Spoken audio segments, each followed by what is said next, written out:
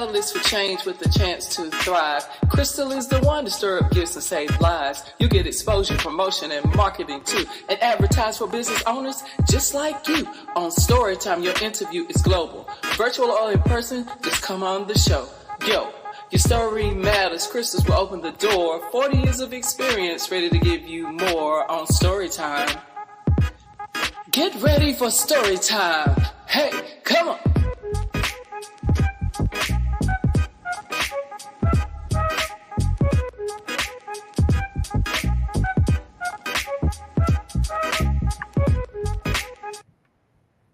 All right. Good evening. Here we go again. It's story time, y'all. I am so excited to be here. My name is Crystal Bodie Smith. Some of you know me as Shout Crystal. I want to tell you, welcome. I want to welcome you if you are here. You know, it's story time. Story time is where human beings connect. And we talk about life experiences, and sometimes we bring individuals here and they share what they have going on in their life. So I want to say welcome to you out there in Facebook land, Instagram, LinkedIn, YouTube, everywhere that you're tuning in from. Take a moment, please, and let a couple of people know that you're here. I'm going to ask you to take a few seconds to share. If you see this right now on any of my pages, share. I want to tell you, Instagram, come on over to YouTube. Storytime with Shout Crystal. Storytime with Shout Crystal. Come on over. I think you're going to love this. We have a play that's coming up, and you never know. You might want to bring it to your city. So I think you might want to come and check this out. And if you're an actor or actress or director, you may learn something. So I think it'll be great for you to come on here. But when you come, I want to ask you to please be sure to like, share, and comment. And most importantly, subscribe to the channel. Okay? But tonight is we had a, in the production world, they say the show must go on, right? And I was going to have a young lady, she was going to educate you all with styles tonight, but she was under the weather. So we've got some great people. I met a young man yesterday at a Black History program with some moments that was just amazing. And we got them coming in here because we heard that there's a great production coming to town. So I can't wait. So Instagram, slide on over to YouTube.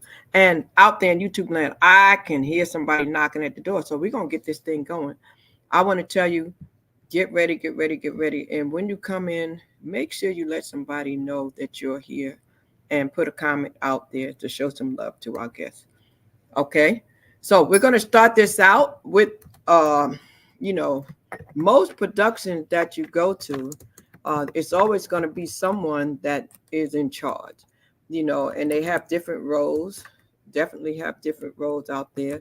And in this particular case, we have a young lady, and her name is Amelia Lumpkin. And I'm going to start out with Amelia. She's going to join the stage. Amelia, are you there? Hi, I am here. I hope everyone can hear me. Yes. Excited to be on your show for the first time. Yes, ma'am. I can hear you. You are loud and clear. And Amelia, you are the director of this amazing play that I heard about. I got to see a little bit of one of your actors. And before we get started, I like people to introduce themselves that may have never seen or heard. Now, I know that you're a married woman and that you're here, you're in the local area in Raleigh, and you've been doing this since about 2012. So tell the people just a little bit more than that about you, please. Absolutely, yes. My name's Amelia. I'm from Raleigh, North Carolina. I moved away to go to school and spent some time living in a couple different cities. But during the pandemic, I moved back to Raleigh, and it's been great to go back to my theater roots and into the community, particularly in community theater in Raleigh. So I did study theater at Davidson College, which is in North Carolina. And I've been able to use those theater skills in a lot of different areas, teaching theater, acting. I was just in a production with Carrie Players, and now I'm getting to do directing, which is absolutely wonderful. This is my first show at Interact, North Raleigh Arts and Creative Theater. So I think that's a little bit about me. I work in tech during the day and direct theater and participate in the community side of that commitment. Wow. So there's a new production coming to town, I understand, called Chicken and Biscuits. And both of those things are very, very tempting, chicken and biscuits. So what a name, what a name, what a name. Take a moment to tell us a little bit about that play. And before you tell us about that play, let me ask you, have you acted yourself? Have you ever acted? Because a lot of time when people direct, I know they have a little insight because they've kind of been on both roles. So I want you to tell me about the play, and I want you to tell me from the seat of an actor and a director, because you've done both, why you like the play and what people should expect. Absolutely. Well, Chicken and Biscuits is a relatively new comedy from Douglas Lyons. And it's actually interesting that you asked me about those multiple roles. Douglas Lyons is a professional Broadway actor who made his playwriting debut with Chicken and Biscuits. So, this is actually the first play that he wrote that made it to Broadway. And it was one of the first shows to come back to Broadway after the pandemic. Chicken and Biscuits is a wild and raucous comedy all about a family who needs to gather for the funeral of their patriarch, Bernard Jenkins. Now, a funeral sounds like it's going to be pretty sad fare. And there are moments that are touching and heartfelt in the show, but it is a comedy because of the way that this Black Christian family gathers to celebrate the life of their loved one, and also because of the ways we witness these very vibrant characters interact with each other and form relationships. We have a cast of 9 incredibly talented actors who are going to be performing the roles in Chicken and Biscuits. And we have a range of folks who've done professional acting, different community theater shows, and who may be in one of their first shows performing on stage.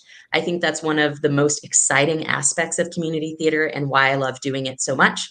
I have been doing theater in some form or another since I was about 10 years old, going through classes through school, and I've been on almost every side of a production, from directing to acting, the arts administration, sort of paperwork side of things, as well as costume design, dialect coaching, whatever is needed. I absolutely love Wow. making theater, and this show gives us exciting insights on how to do that. I think as a director, the challenge I love the most is that these characters are big and vibrant. They're also real and relatable. So we take Relatable. care not to play too far into stereotype and just sort of boring, slapsticky type comedy. We want to make you laugh, but we also want to connect to your heart. And I can promise you, no matter who you are, when you come see the show, you will see one of your family members on this stage. Whether it's you or someone you know and can relate to, there's a character who's going to connect to that. And speaking of characters, I know we have a couple of them here, and I would love to get some of them up here. I think you have a character that is played by Lou Campbell, and I do believe I hear him knocking at the door. Lou, are you there?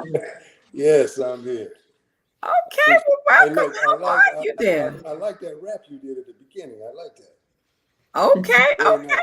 okay. Thank you, thank you, thank you. So now, Mr. Lou, let me introduce you, and I want you to tell the people you're here from Anchorage, Alaska. Wow. Yeah. That's where I started in my young years in Anchorage, Alaska. My father was in the military and retired in Alaska. So yeah, there's black folks in Alaska. It's a lot of Wow. Oh my so goodness. And yeah. so how do you like North Carolina and this weather here? Well, my family's from here. And like I said, I went into service back in 82, 85 from Alaska, grew up there in 70s and came in. But my family's from North Carolina. So we used to always come down to North Carolina for, the summer and to visit family. So, Wow. yeah, weather's great. Raleigh's great. And so I retired in '07, been in Raleigh since then. So, yeah, it's nice. Okay, okay. And Yeah. I know that we also have a young lady, Monica, in the house. Hi, Monica. Hi there. So Monica is all the way from Durham, North Carolina, right? Okay, so that's good. And how you feeling tonight? I'm feeling pretty good. Feeling pretty good. And so you actually come from upstate New York, is that correct? hmm Albany, New York. Yep, the capital. Wow. Wow. So this is a change, New York to North Carolina. What brings you this way? I actually moved here in 2020 for work. By day, I'm a librarian, so I work remotely now. But yeah, I moved here for a job and was hoping to get involved in theater back in 2020, but it took a few more years. But we're here. Oh my goodness. So listen.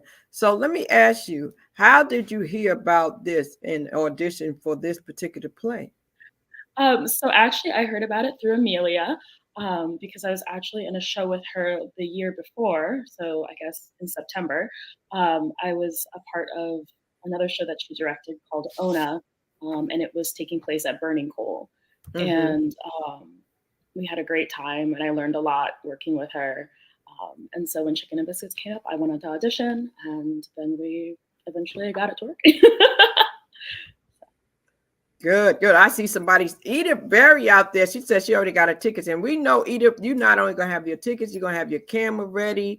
You're going to get some good pictures and everything. We already know you're going to cover that show for TCP Magazine and you're going to be on the scene. So Edith is actually how I found out about the production yesterday, which I thoroughly enjoyed. I love good acting, singing, and just a good production. So it was really good to have these Black History moments yesterday. Now, Mr. Lou, how did you find out about this? Well, I found out about it on Facebook. Usually these auditions will come out on Facebook, Triangle Arts or whatever. And so that's how I found out about it. And, Okay. Yeah. And Amelia, did they win you over first try when they auditioned, or did you have a lot of people to audition for this? Absolutely. We had quite a few for each role, which is a blessing. Absolutely. You always want to have some choices when you get there. I was joking with Lou the other day, in the piece that you saw, where Reginald, our head pastor, newly head pastor of the church, is leading a sermon. There's a lot of call and response, and we play on many of those cultural elements that you would find in generally Black family gatherings, intergenerational gatherings, and also in the church. We know that when someone says, "Say amen," we say amen, right? And you'll be invited to participate in this show.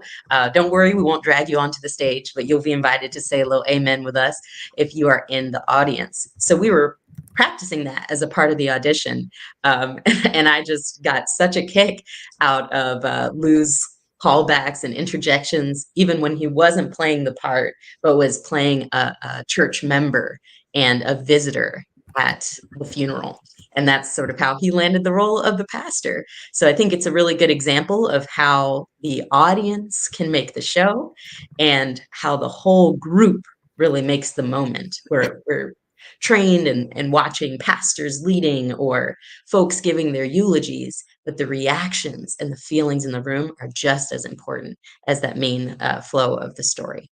And of course, Monica played Ona, the title role in Ona, so I know she can do it all, and she can play all ages of characters, which is wonderful, because we do have many generations represented within our cast. I mean, So yeah, they're two of myself, the yeah, 9 I was actors. coughing, so I had to. I don't like the cough on the camera, so I had myself muted there. Listen, so what do you like most about your character, Lou? You know, what I can relate to and what I like about Reginald is that he's going through a transition period. He's lost a little bit of his confidence, or he wants more confidence. He's nervous.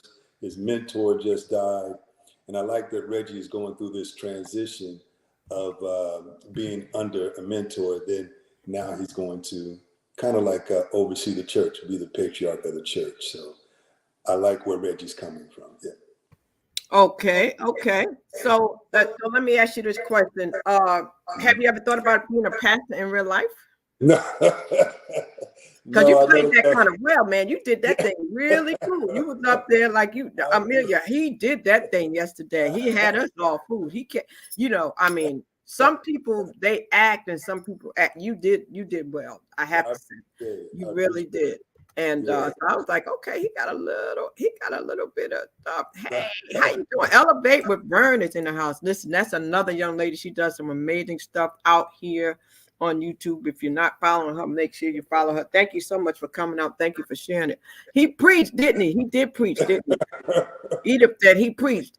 And I'm telling you. So now, Monica, tell me about your role and the type of way we can expect to see you in action. Yeah, so I play the role of Brianna, and gosh, it'll be interesting for me to see how this. I mean, I know how this role will eventually go, but for me as an actor, it is a role for growth for myself. I think it will definitely be adding a little bit of surprise and fun and twist to the story. I don't want to say too much, but I will be there probably close to the second half. Oh, But wow, yeah. wow. Mhm. So now, yeah, we don't want you to give it away, but now I understand that this is a comedy. It's gonna make us laugh. Is that right, Amelia? You're muted now. I'll guarantee laughs on that one, just to give you a hint of some of these vibrant characters who show up to the funeral. Well, we have some guests who are invited and other guests who are not invited, and some don't expect them to be there. And that sort of creates a bit of comedy. We have some characters who are more uptight. We have the wife of the pastor, her son comes to the funeral with his boyfriend, so that starts to drop some controversy. She also has a sister Wow, who's a okay. hairdresser, very loud and boisterous, who shows up in her going to the club va va voom outfit to the funeral. So there's a lot of unexpected elements, and all of these characters, what they really share in common is that they have some grief on their hearts. And I think that's something we can all relate to. Unfortunately, many of us have experienced loss, especially in these last few years. But the characters at the beginning of the play really don't want to get up and close to that grief. So instead, they'd rather poke fun at one another and insult one another and create distractions and just do the things that we tend to do. We're trying to get away from that space.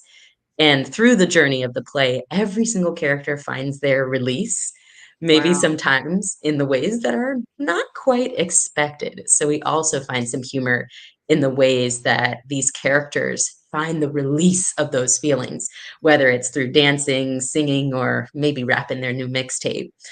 We'll have to see. All these different things can happen in the span of the funeral.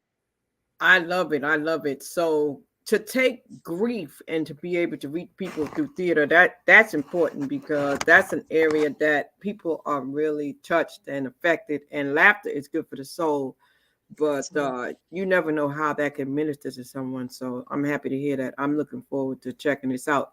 So now this is going to be starting out right in the Raleigh area over there. I understand at the North Raleigh Arts and Creative Theater. Is that correct?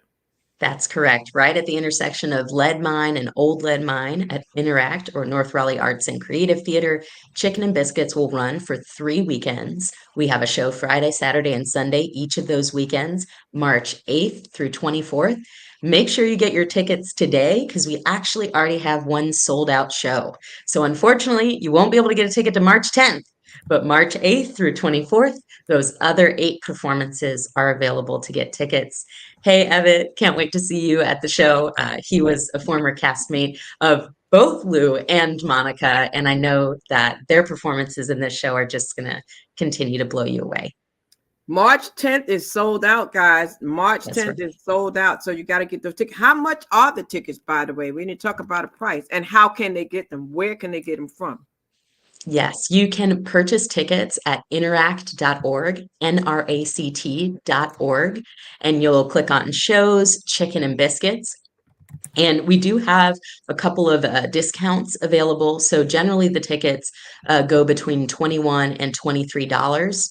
If you're looking for ways to volunteer, which is one of the ways that community theaters reach out to and support our community, there's opportunities to usher for the play, direct audience members to the seat, and you can actually get a free ticket by ushering. So in general, they'll be between $20 and $23 for a general seating ticket.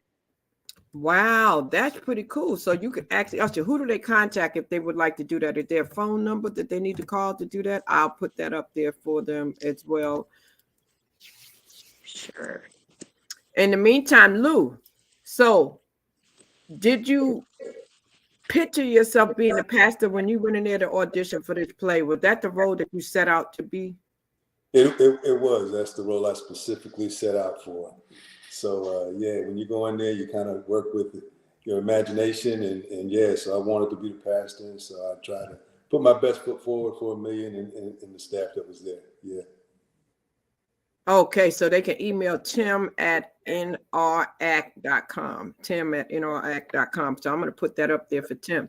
Now, who else is somebody that we need to be on the lookout for that we may not have on the screen today, but who's another character that's going to really catch our attention, y'all? Absolutely. Well, I think starting from folks we know from our community, Tina Morris Anderson, Pastor Tina Morris Anderson. Her husband's also a pastor at a church, and she plays Benita. Benita Mabry is our central character. She becomes the new matriarch of the family, and that big responsibility really weighs on her. As the matriarch, she doesn't hold back saying what she thinks, so expect her to have some sharp comments and retorts for any visitors or guests at this funeral who are getting out of line or out of pocket. In Wow. terms of characters, let's see. I'd love for folks to look out for Latrice. Latrice Franklin is the youngest guest at the funeral, and she is coming of age, as she'll let you know. She's 3 weeks from her 16th birthday. Um, and a lot of her moments can feel very lighthearted. We get to see places where we notice that she's just like her mama, the boisterous hairdresser from Hot Atlanta, who's come all the way to Connecticut for this funeral. And there's other moments where she's able to connect with her cousins and really show a deeper side to her character. So something to emphasize there is that we've got characters of all ages, and we get to watch them interact within this family.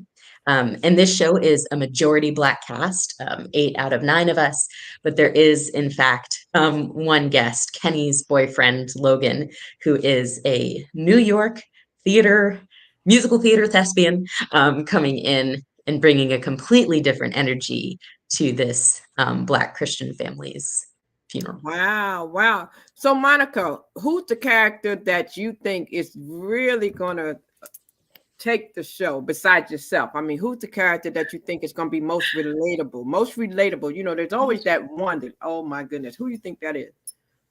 I personally find the character of Kenny the most relatable.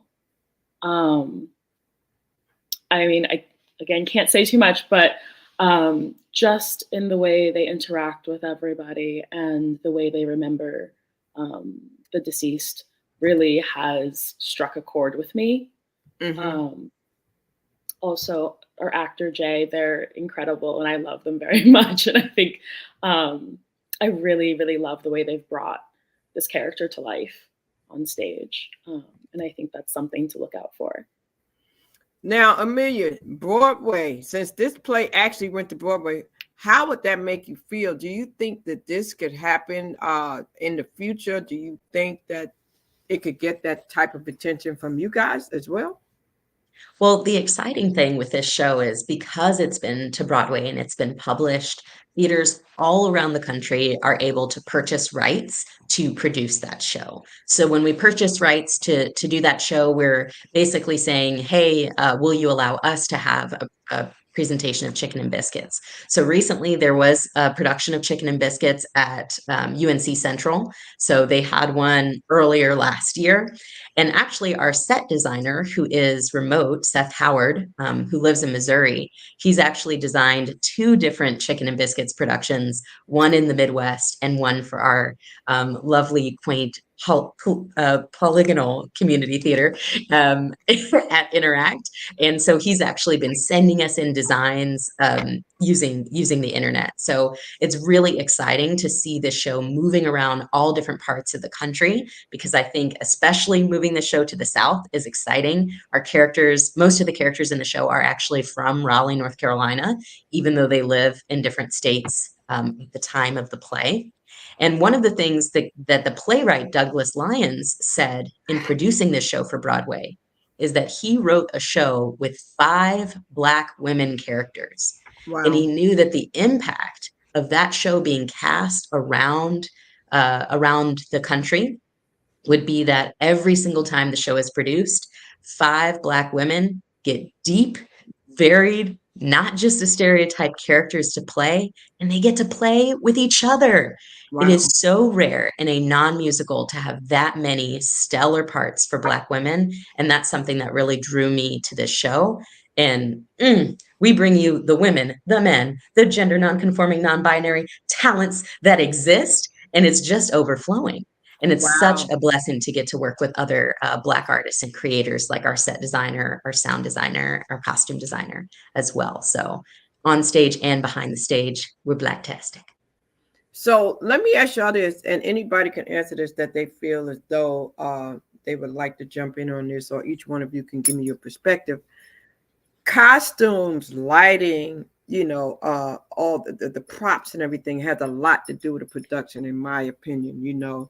A lot of changing, different characters changing quite a bit. How much creativity went into those areas for this production? And for you, like as actresses and actors, both Monica and Lou, do you feel pressure when you have to do the quick changes? Because sometimes you have to do a quick change.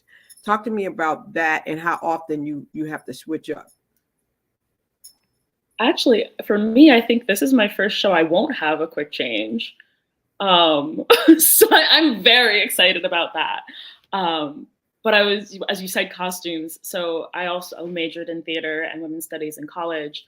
And I stuck with costumes. That was my original interest before I headed over to acting, which then I did both for a while. So it was great.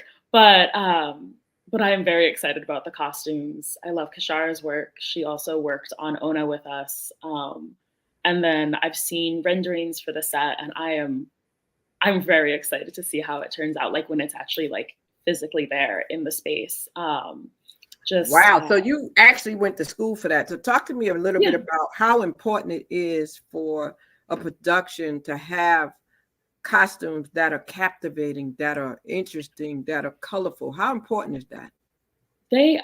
Costumes add so much to a production. They really help the actors. I always feel like the moment we put on a costume, there's almost like a leveling up to the acting, even though I know like the acting was still great, but just having the costume really just helps you sort of make that transition from your daily life into the show. Wow. And it can make you feel on top of the world, and also just like it can make you feel just one more level, one more layer, just connected to your character and to the show and to the experience, which is just wonderful. Yeah. So Lou, being a pastor, never having physically been a real pastor in real life, does anything about the costume or the props help you to get into that mode? Yes, it does. When you put that Bible in your hand and you get behind that podium, does something happen? Definitely, like just to, piggyback on what Monica was saying with the set, and then you bring in the costumes, and my background is I had training kind of not in school, but Meisner training and things like that. So living imaginary, living truthful in imaginary circumstances. The costume and the set really brings that part to you and brings you to life, So really having all that and the designers doing their thing and putting it all together, you just step in. When you step on the stage, for me, is I'm that person and I'm in that world. So all that costuming and the set brings all that to play. So it's very exciting to do. Wow. Now, Amelia, from a director standpoint, when you are in rehearsals, what are you looking for when you're helping to bring out the best in these actors and actresses to help them to project, to help them to become this person? What is it that helps you to understand they're ready? Like, oh, they got it. Oh, that's such a great question. As a director, I sort of see myself as a prism where I'm trying to funnel everything in towards the same vision and come out as this beautiful rainbow. And I have amazing ingredients to work with. So that's from the jump. I mean, the first thing you do is cast and make sure you get this really strong cast together, as well as a really strong production team. And I've definitely been very lucky in both of those categories. So, first, having talented people to work with, and then really communicating a clear and shared vision. So something I looked for in the actors is we really talked a lot about this concept of grief and changing roles in family, as well as finding opposites. That's one of our first things we do when we're finding comedy: the tall one and the short one, the loud one and the quiet one. An event that happens and someone reacts as if that's a great idea, and someone else reacts that that's terrible. When we see those opposites come to life on stage, it just naturally makes us laugh, and it gives us so much more information about that character. When it comes to funneling those production elements in together, I really want to make sure that the audience can get it all the first time through. When we Wow. prepare theater, it's very different than film. We're Mhm. sitting with this script. We did auditions in November. We had our first read in December. We have been rehearsing since January. So we have lived with this script and we've read it a gazillion times at this point. But every time we say those words in front of a new audience, it is a completely new beginning, and it is 100% fresh. My job as a director is to make sure that we've done everything to guide the audience member through that experience so that they get the juice of everything that we've put into it, everything, all those details, those small little character moments. They can enjoy every little bit of that. And there's one element of design we didn't talk about, which is sound design. Local sound designer who's also a performer, Quan Isler, is our sound designer for this show. And that's one of the elements that we're going to be adding in and layering in this week. I will say, for anyone who comes to the show, this is not a musical, but there are some elements of song. So definitely listen out for the voice of Mother Jones. She will be singing and making some dedications throughout the funeral, and they're guaranteed to bring up a few laughs. She's got a few remixes in the mix for you. You this question here. Let me ask you this question. Is it frozen? Okay, let me do this. I just saw myself get small again. That's all right. Okay, so let me ask you this question right here. And I'm playing around trying to I'm playing around with this here, trying to see something here. But people sometimes get nervous, Amelia, and they forget their lines. And a lot of time people say, if you forget your lines, keep going.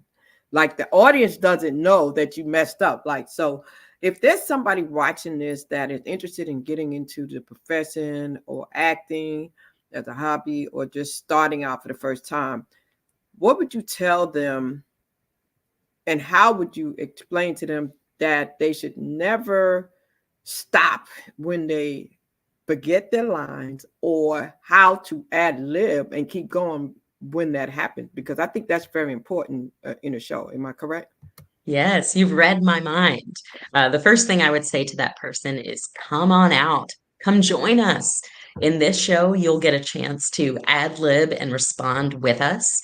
And I highly encourage folks to attend auditions at community theaters. That is what we're here for. You've heard that we are retired and military, working in tech, working in library science, and we all love theater and we put a lot of effort into making it really great. At a community theater, you can find lots of other folks like that who may have other things that they do 9 to 5, but they're really dedicated to theater. So come on out and come audition. In terms of learning those lines or making space for ad libs, we approach that in a couple different ways throughout the production. And the main idea here is we got your back. You are never out there alone. Your scene partner has your back. We all know how the story is meant to go, and our number one goal is to tell that story. We tell it together with all the members who are on that stage. And before we even get to the part where we're on the stage trying to remember our lines, memorized and performing, we have a few different phases in rehearsal that really help us lock that in. We have table work, at the beginning, which I like to say is sort of like a book club for the play. We read it and talk about it and really understand why the characters are saying what they're saying. And reading it again and again with discussion helps us really understand the messages going on. Next, as Wow. we work on blocking rehearsals, actors really do their own memorization work, where they might be creating mnemonic devices and drawings and patterns and note cards to help them memorize their lines. And when we get to last week, we had what's called off book. So that's the first time that actors are performing without their scripts in their hand. And we have a really great support system for that. Our stage managers, which for this show are Jeremy Vance and Callie Hammond, amazing stage managers, they are taking what's called line notes. They actually write down every single time someone says something not like it's in the script. And they get their little report card after each rehearsal and go home and study it up. And we try it again the next day. So we've got a lot of support going on there. And this show actually calls for a lot of ad-libbing. As I mentioned, we've got call and response, and we've got the main story and everyone's reactions to it. And because this is an ensemble piece, as an audience member, you might find yourself watching the person who's speaking, but also watching the person giving a side eye from the corner. So we use the reactions and when we know about the characters to come up with exciting ad libs throughout the sermon and actually other parts of the show as well. So you will see you will hear the lines as Douglas Lyons wrote them, and you will also hear the ad libs as our wonderful ensemble of Chicken and Biscuits has divined and imagined them and layered them onto their characters. Wow. Wow. So, Monica, have you ever forgotten your lines? Yes, yes, I have. I will gladly say yes, because was you smooth with it though? Was it caught, or like was it one of those things where nobody knew? Because how did you do it? Because if it's an important line, it's probably obvious. I'm thinking some are more obvious than others. So the audience never knows. When your director is in the audience, they know, and you cry inside, but you keep on moving. I think what's most important, if you know you missed an important line and you've worked with the script so much and you've worked with these people, your scene partner, someone will try to get that line back out in one way or another, whether they say something or you say something, so you can get through that important moment and then keep going with the show. I don't think, hopefully no one in the audience noticed if I've messed up, but I know that I've messed up, which is embarrassing for myself. But I am very happy to admit to that, just because theater is live performance. It's never perfect, but in its imperfectness, it is absolutely breathtaking. And you're creating those moments every night. So a line may be ad-libbed, a line may be messed up, but you figure your way through it. Yeah. Now, wait. Look here, Krista. Okay. I get it. See, she was I messed up on a line, and I think Krista's giving me some education here that I need to make sure if that ever happens again to keep going. Right. Not only that, but you got it made, because all you have to do is say, "Let the church say amen." Let the church say amen. You could ad lib real easy. You a pastor, man. So I think out of everybody, you have it made, man, because you can interject that in there, right? Like nobody else can do what you can do as pastor. You can, man, that's got to be the easiest and the best role there. But so what we should say is definitely come out, have some fun, and Yeah, I plan to do that. See, I forgot what I was going to say right there. But yeah, so Amelia, let's have some fun. That's what it is.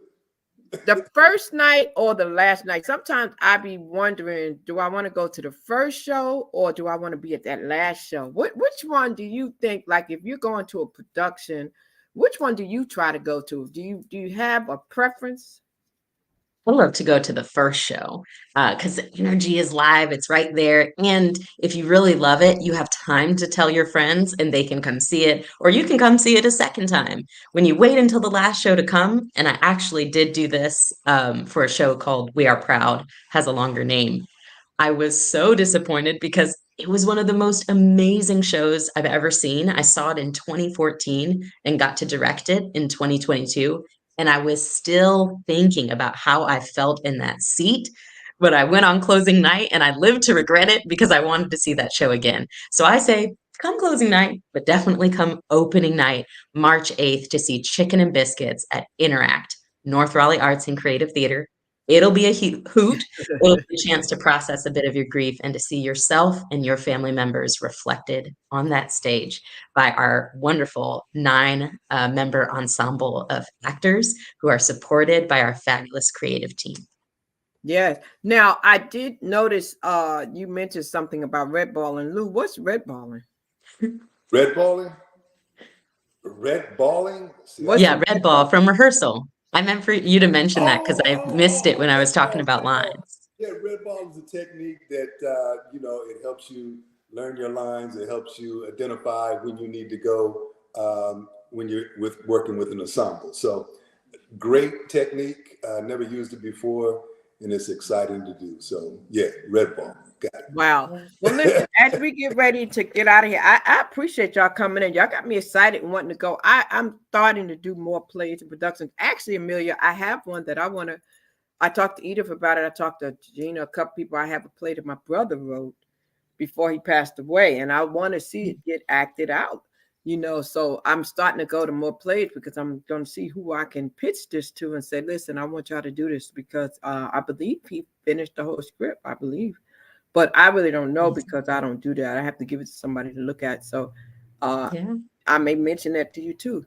But I want to. As an aside, I highly recommend taking your brother's scripts to Odyssey Stage, which is where we presented Ona, or Sips and Scripts. Those are 2 local groups that work with North Carolina playwrights to go from the page to the stage and really work on new plays as they're producing not plays like Chicken and Biscuits that are already published and we're buying the rights to do them. I really love working in both processes.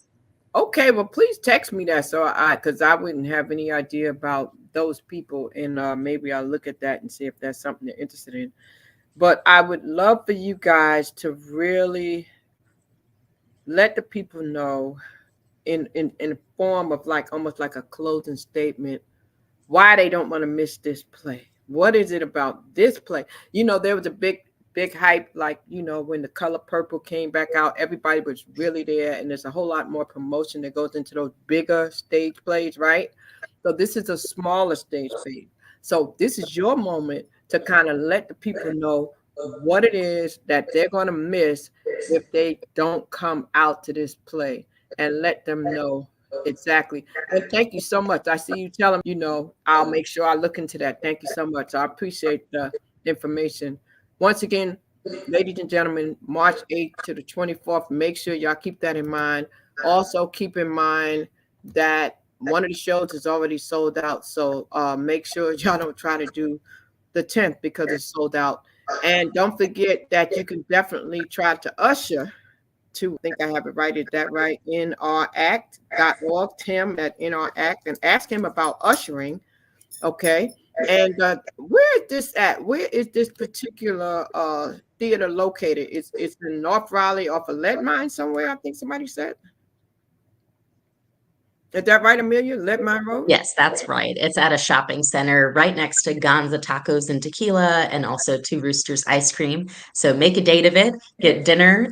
You might even order chicken and biscuits. You'll see if you can find some around the way, but get dinner and a show, maybe some ice cream or a drink afterwards. And we'd love to create an evening of entertainment for you. Wow. So I'm going to let you start with this. Monica, tell us why they don't want to miss this show.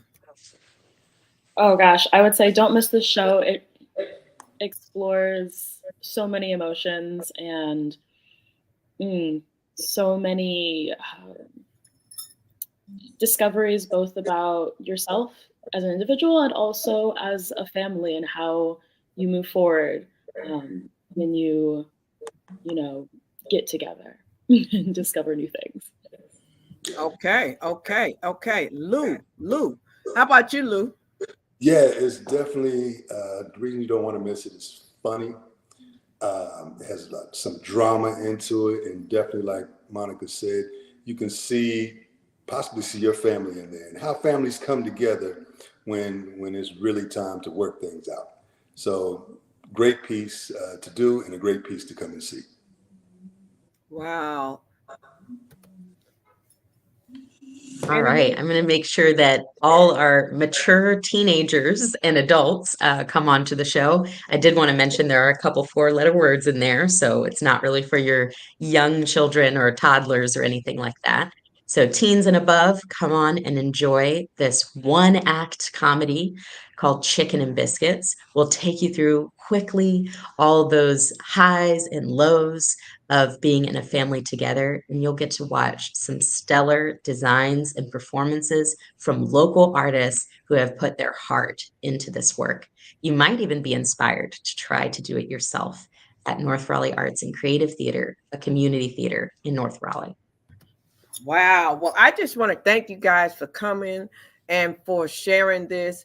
Guys, we got to go check it out. We need to go to 7713. It's I said interact, but it's in our act. So in our act. Thank you for that, Edith. So it's in our act. It's at 7713 Lead Mine Road, Raleigh, North Carolina. We know it's March 8th to the 24th. What time is the show? What time is the show, Amelia? We've got 8 p.m.s on our Friday and Saturday evenings, and then our matinee shows on Sunday. Okay. And the show runs about 95 minutes. So you'll have time for a meal before or after, and that drink or ice cream after the show. Is the theater handicap accessible? Yes, it is. We're ADA accessible, and we've got some seating that's at the floor level. So wheelchair users are welcome to roll on in. Excellent, excellent. Guys, I appreciate you. Awesome job. I'm excited about the play. I'm so glad that I found out about it. I missed quite a few, so this is going to have to make up for it. I'm a person who has dealt with grief 3 times. I had a family of 5. I lost mom, dad, and brother, and just sister, and I left. So I can truly relate. So I'm really going to be checking this out. And then also, I wrote a book that has to do with that topic. So this is a topic that's near and dear to me. So I'm looking forward to it. And so I appreciate you. And Everett says congratulations. And he definitely can't wait to see it. And I know Edith can't wait to cover it as well. And I can't wait to see it for the first time. Amelia, if anybody has any questions and wants to reach out to you for any future productions, just one last thing. Anything coming up next after this where you're going to be doing more auditions? Oh, yes. Thanks for asking about that. One final element I did want to mention is I am dedicating my role in this show to my late grandmother who passed away this fall, Georgia Kelly Lumpkin. At 101.5, she made a ton of incredible memories with us, and I continue to celebrate her life. My next production that I'll be doing is a co-directing position with Barbette Hunter. We're directing a new play by Danny Cohen, who is a young playwright. She also plays Simone in our production of Chicken and Biscuits, and it will also star Jay Bullock, who is playing Kenny in Chicken and Biscuits. So I get to work with some of the same incredible actors again on her play Ex-Boyfriends, Okay, which you is breaking far up. more irreverent than Chicken and Biscuits, and will go up at Burning Coal in June. So repeat that for me because the internet was breaking up when you said that. Can you repeat what you just said one more time and tell them how they can reach out to you? Repeat what you just said and also add to it how they can reach out to you, please. Wonderful. My next show that I'll be co-directing is called Ex-Boyfriends. It's a new play by Danny Cohen, who is an actor in Chicken and Biscuits, and it also features another one of our Chicken and Biscuits actors, Jay Bullock, who plays Kenny. This show, Ex-Boyfriends, is not your mama's play. It is irreverent, and it will be premiering at Burning Coal Theater in June. You can find out more at dannycohen.com. I'll put that website into our chat. Ladies and gentlemen, I will make sure to add those links for you. Please go check out the show. Last thing, each person, just let them know how they can follow you. How can they follow each one of you? I'll start with you, Monica, then Lou, and then Amelia. How can they follow you on social media? I would say find me on Facebook right now. That would be great. What's your name on Facebook? It should just be under Monica Ho. H-O-H is how you spell my last name. Okay, Lou, how can they follow you? Same here, Facebook, Gerald Lewis Campbell. But before we leave, I just want to say, Crystal, you know, your positive energy when I first met you is infectious. And I just appreciate you for giving us this opportunity to come on and promote Chicken and Biscuits. And I'm glad you told me I need to remember my lines. So thanks a lot for that too. Yes, yes. And Monica, how can they follow you? How can they follow me? Also, I'll Amelia, join the I'm sorry, chorus of Amelia, how can Facebook. they follow you? I'm basically the only Amelia Lumpkin on Facebook or LinkedIn, so that'll work. All right, ladies and gentlemen, and you know how to follow me. You catch me right here on Storytime where we connect.